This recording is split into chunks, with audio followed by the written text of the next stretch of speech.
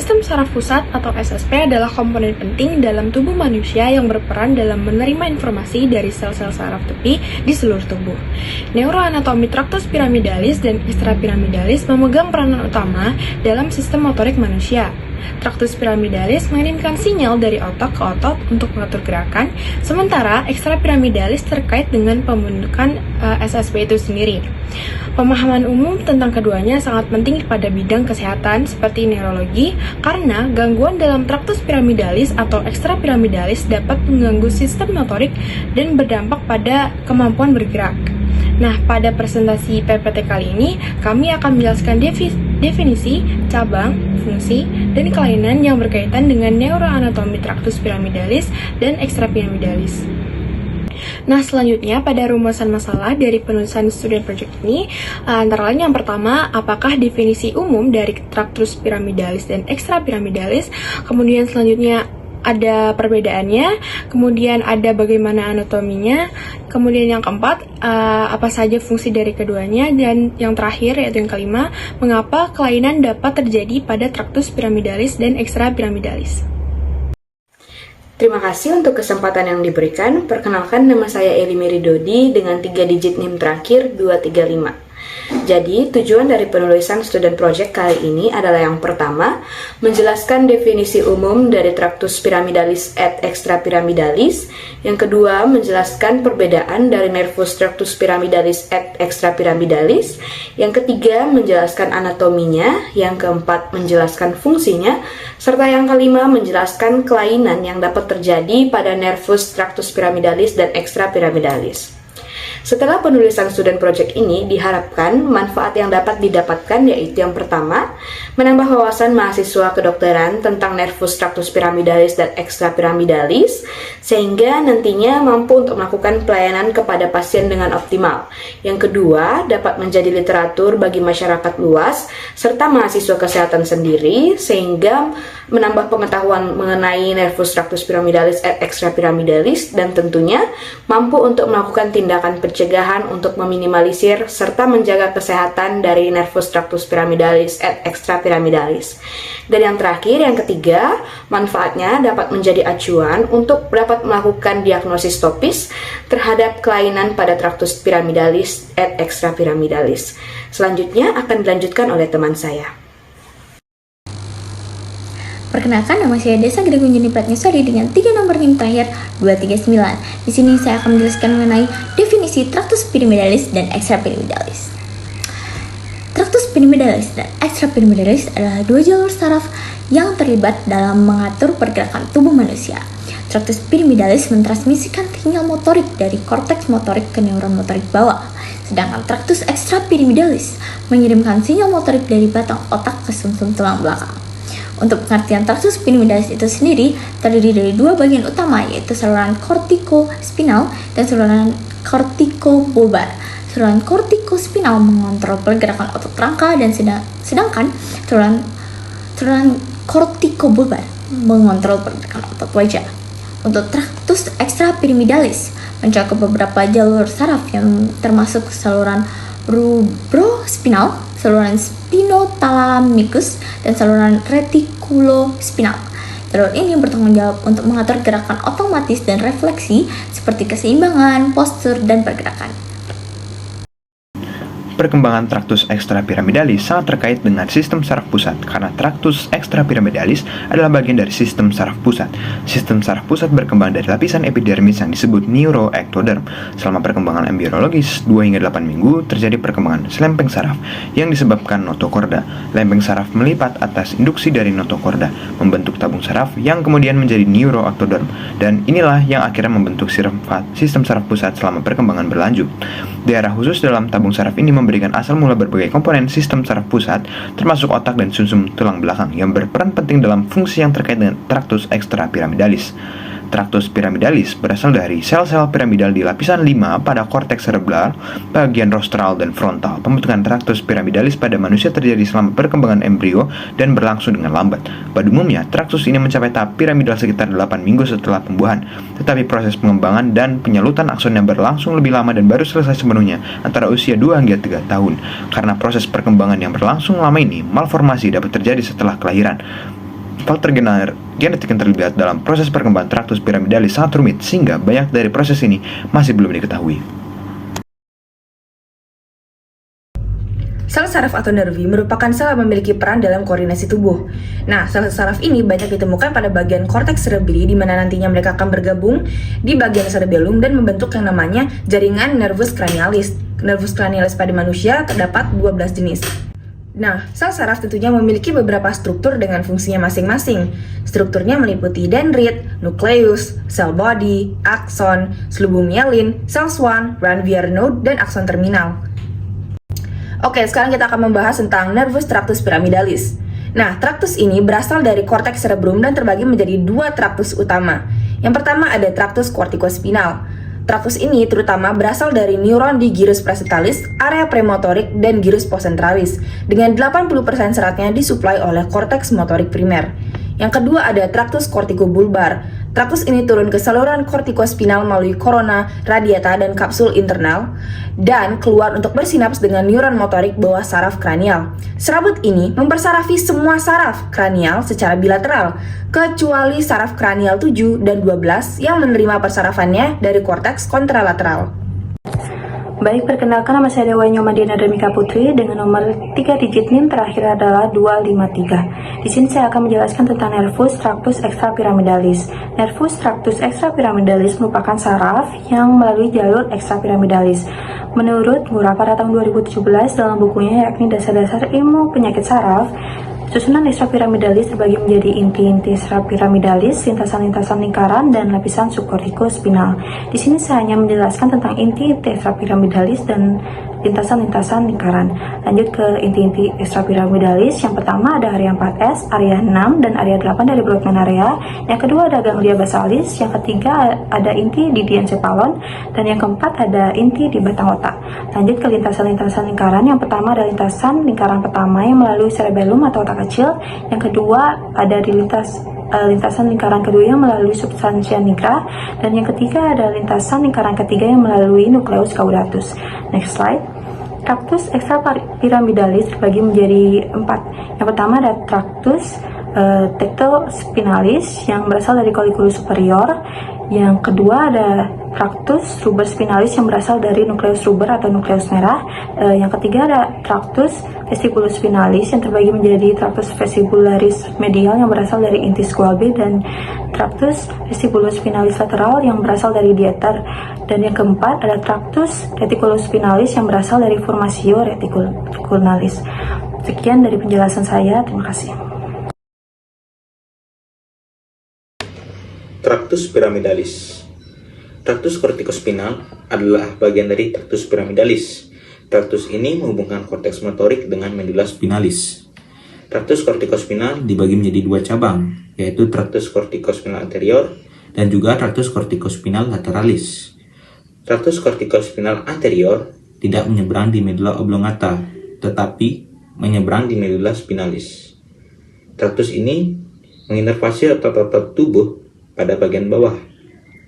Sedangkan traktus corticospinal lateralis menyeberang di medula oblongata dan menginervasi otot-otot tubuh bagian atas. Lalu ada traktus corticobulbar yang juga merupakan bagian dari traktus piramidalis. Traktus ini menghubungkan korteks motorik dengan nuklei motorik kranial di batang otak. Traktus corticobulbar berperan dalam mengendalikan gerakan otot-otot wajah, lidah, faring, laring, dan juga leher. Traktus corticobulbar berasal dari area motorik primer di korteks cerebri dan berjalan melalui kapsula interna, pedunculus cerebri, basis pontis, dan juga batang otak. Sebagian besar serabut traktus corticobulbar bersifat bilateral, tapi ada juga yang bersifat kontralateral. Yang bersifat kontralateral ini menginervasi nukleus saraf facialis bagian bawah dan nukleus saraf hipoglossus.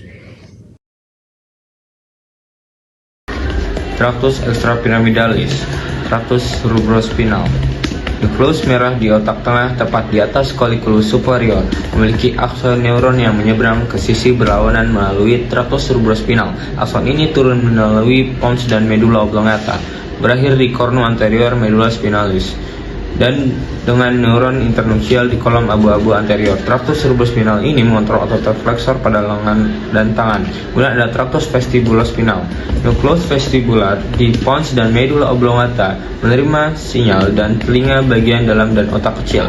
Neuron dari nukleus vestibular lateral membentuk saluran vestibular yang memengaruhi aktivitas otot ekstensor dan menghambat otot flexor yang menjaga keseimbangan tanpa perlu menyilang melalui medula dan tulang belakang. Kemudian traktus retikulospinal. Retikular adalah kelompok sel saraf dan serabut saraf di otak tengah, pons dan medula oblongata. Dari pons, neuron ini membentuk saluran retikulospinal pontin ke sumsum tulang belakang, sedangkan dari medula oblongata membentuk saluran medula retikulospinal. Saluran ini memengaruhi gerakan sukarela, aktivitas refleks, dan menghubungkan hipotalamus dengan sistem saraf otonom simpatik dan parasimpatik sakral. Kemudian traktus tektospinal. Traktus tektospinal adalah jalur ekstrapiramidal yang berasal dari colliculus superior di dorsal mesencephalon. Berhubungan dengan penglihatan, sebagian besar seratnya melintasi garis tengah menyeberang ke sisi berlawanan di mesencephalon dan turun ke medula spinalis di mana menginnervasi otot-otot leher yang menggerakkan kepala sebagai respon terhadap rangsangan visual. Traktus piramidalis dan traktus ekstrapiramidalis merupakan dua komponen penting berupa saraf bagi tubuh manusia. Adapun beberapa perbedaan dari kedua traktus tersebut, yaitu yang pertama ada definisi dari traktus piramidalis, yaitu lintasan piramidal pada medula oblongata berupa serabut-serabut saraf motorik pusat. Sedangkan traktus ekstrapiramidalis merupakan serabut saraf yang merupakan lintasan sotomotorik yang merupakan komponen penting dari sistem saraf pusat. Nah, untuk fungsi dari saraf piramidalis merupakan mengontrol input sensoris pada medula spinalis, berpengaruh untuk eksitasi terhadap serabut ekstrafusal yang memiliki fungsi untuk gerakan bersifat volunteer, menyalurkan gerakan fasik yaitu gerakan yang halus dan tangkas, serta mentransmisikan sinyal motorik dari korteks motorik ke neuron motorik bawah. Sedangkan fungsi dari ekstrapiramidalis yaitu yang pertama mengontrol refleks spinalis melalui traktus vestibulospinalis, traktus rubrospinalis, dan traktus tektospinalis secara bilateral. Berfungsi dalam gerakan yang bersifat involunteer, integrasi otonom, dan mengatur sikap tubuh. Selanjutnya mengatur gerakan tonik yaitu gerakan massal dan mengirim sinyal dari batang otak ke sumsum tulang belakang. Selanjutnya yaitu posisi dari traktus piramidalis yaitu berasal dari korteks cerebrum dan terletak pada medula oblongata. Sedangkan ekstrapiramidalis berasal dari subkorteks dan korteks. Ciri-ciri dari traktus piramidalis yaitu sebagian besar memiliki diameter kecil dan tidak bermelin, berbentuk seperti tonjolan yaitu berupa piramid. Sedangkan ekstrapiramidalis tersusun atas corpus stratum, globus pallidus, inti-inti talamik, nukleus subthalamikus, dan substantia grisea, serta terdapat banyak jalur polisinaptik. Untuk cabang dan inervasi dari traktus piramidalis yaitu traktus kortikospinalis dan traktus kortikobulbar. Sedangkan ekstrapiramidal, traktus rubrospinalis, traktus vestibulospinalis, traktus retikulospinalis, dan traktus tektospinal. Selanjutnya adalah kelainan traktus piramidalis dan ekstrapiramidalis. Nah, ini kelainan-kelainan ini adalah istilah medis yang mengacu pada deviasi atau masalah pada dua sistem saraf utama yang mengontrol pergerakan pada tubuh manusia. Nah, kelainan pada traktus piramidalis sendiri adalah penyakit-penyakit yang berhubungan dengan lesi pada traktus piramidalis seperti stroke, amyotrophic lateral sclerosis, multiple sclerosis, dan central pontin myelinolysis. Selanjutnya kelainan pada traktus ekstrapiramidalis. Contohnya adalah kelainan pada seperti penyakit Parkinson, Huntington chorea yang disebabkan oleh proses degeneratif pada striatum, Sydenham chorea, multiple systemic atrophy, dan progressive supranuclear palsy. Jadi kesimpulan dari SP kali ini, traktus piramidalis dan ekstrapiramidalis adalah dua jalur saraf yang terlibat dalam mengatur pergerakan tubuh manusia. Traktus piramidalis mentransmisikan sinyal motorik dari korteks motorik ke neuron motorik bawah, sedangkan traktus ekstrapiramidalis mengirimkan sinyal motorik dari batang otak ke sumsum tulang belakang. Traktus piramidalis terbagi menjadi dua, yaitu traktus kortikospinalis yang mengontrol gerakan sadar otot rangka dan kortikobulbar yang mengontrol gerakan otot wajah. Traktus kortikospinal menghubungkan korteks motorik primer dengan medulla spinalis. Traktus kortikospinal terbagi menjadi dua cabang, yaitu traktus kortikospinal anterior yang menginervasi otot-otot tubuh bagian bawah dan lateralis yang menginervasi otot-otot tubuh bagian atas.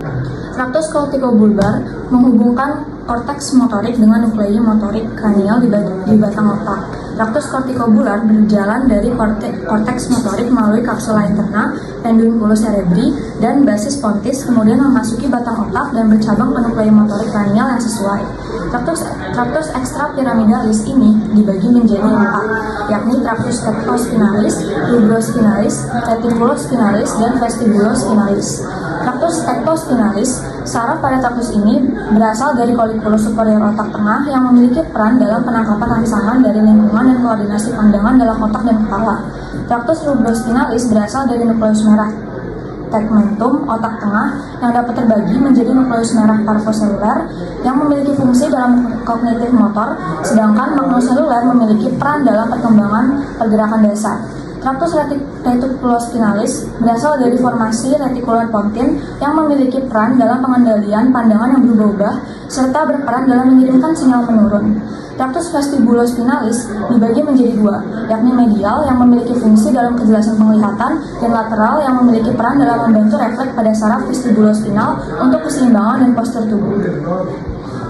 Terdapat beberapa perbedaan fungsi dan ciri-ciri antara traktus piramidalis dan ekstrapiramidalis. Traktus piramidalis berfungsi untuk mengontrol input sensoris pada medulla spinalis, berpengaruh untuk eksitasi terhadap ekstrafusal untuk gerakan yang bersifat volunter, menyalurkan gerakan fasik, mentransmisikan sinyal motorik dari korteks motorik ke neuron motorik bawah, sedangkan traktus ekstrapiramidalis berfungsi untuk mengontrol refleks spinalis melalui traktus vestibulospinalis, traktus rubrospinalis, dan traktus tectospinalis secara bilateral, berfungsi dalam gerakan yang bersifat involunter, integrasi otonom, dan mengatur sikap tubuh, mengatur gerakan tonik, mengirim sinyal dari batang otak ke sumsum tulang belakang.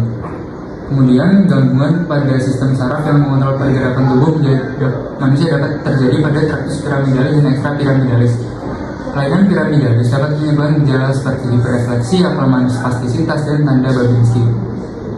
Kerusakan pada saluran kortikobulbar dapat menyebabkan kelemahan wajah bagian bawah dan perubahan bicara atau pseudobulbar palsi. Beberapa penyakit yang terkait dengan kelainan ini termasuk stroke, amyotrophic lateral sclerosis atau ALS, multiple sclerosis, dan central pontine myelinosis atau CPM. Selain itu, kelainan pada traktus ekstrapiramidalis juga dapat menyebabkan gangguan seperti gerakan seperti tremor, dyskinesia, atau kekakuan otot.